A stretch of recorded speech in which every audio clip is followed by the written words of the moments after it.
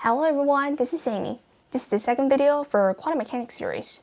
To start this video, let's think about a question. We've got a bomb. How can we know if it is defective or not when we can't break it apart? That means all we can do is activate it.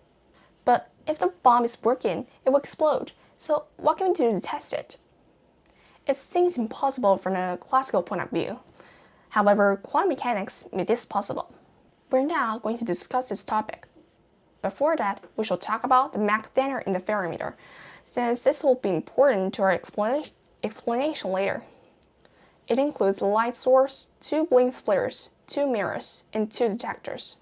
A beam of light will be sent through a beam splitter, reflected by mirrors, go through another beam splitter, and then get detected by the detectors. Here we suppose a photon with state vector 1, 0 encounters in the ferrometer. We need to calculate the final state vector. So how do we do this? In the closed quantum system, we define the changes of the state vector as unitary matrices. There are a lot for us to learn here, so let's first break this down. First, we define matrix as an array of numbers enclosed in brackets. To calculate the result, we have to learn matrix vector product. Of course, if you're familiar with matrix algebra, you should skip this part. You may pause the video and have a quick look through the test here, if you can easily understand it. Now I'll take a simple example for the calculation so you can get a better understanding. Take 2, 1 from the column vector, then multiply it by the 2 column vectors from the matrix. 2 and 1 are scalars, while 2, -1, and 3, 5 are vectors. We should multiply and add them together, like this. After doing this, we get a final result, 7, 3. Note that this is an example for the state vector evolution as quantum objects' probability is conserved. This is the fundamental rule of quantum mechanics. And this is also why we choose unitary matrices to describe the progress. We have, for a random unitary matrix, U star equals the inverse matrix for U. Consider state vector V as the initial state. Here V prime is the final state. Then we use Born rule. See? U star U here equals to U multiply the inverse matrix for it. So we get I, the identity matrix. We have norm V prime squared equals to norm V squared. In the last episode, we proved that norm psi squared refers to probability. Therefore, unitary matrices make the probability conserved.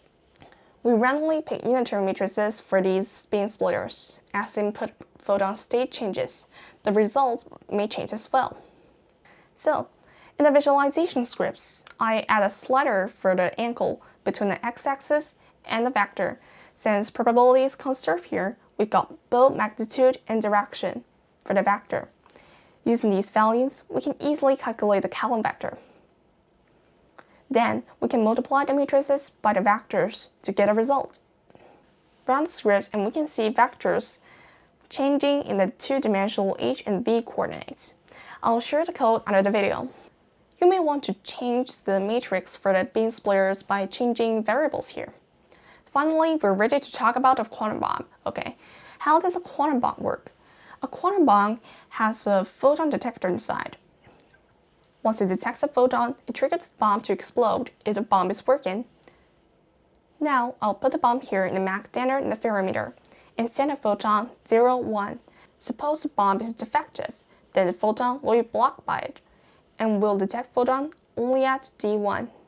What if the bomb is working? Let's do the calculation here. I pick the value for BS1 and BS2. When a photon just entered BS1, then the state vector will be like this. We calculate and get 1 over square root 2, 1 over square root 2.